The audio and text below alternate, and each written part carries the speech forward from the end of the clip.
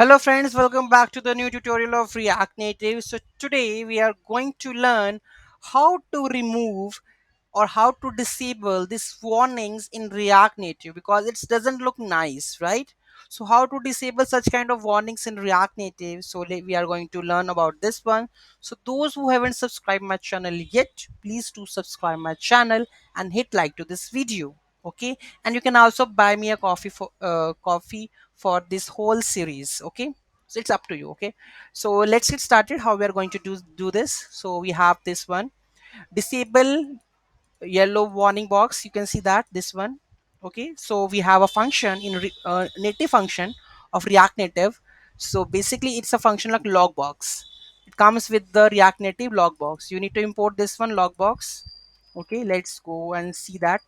So here we have go to the app.js, whatever we have this one. Okay, then here we can see that in export default function app we are going to write logbox. We have to import. Okay, so let's check out this one. So we have to import logbox. Okay, so let's import this one logbox, and here we have ignore all log notifications. Okay, whether it is warning or something. So we are going to add it here, logbox ignore logs. Okay, and let's make a refresh it, and you can see that the yellow warning is out.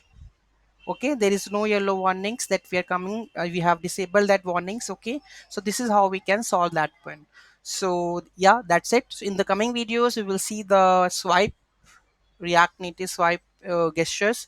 So be with me in the coming video. Thank you so much for watching this video. Have a great day. Don't forget to like, share and comment on my video. Have a nice day.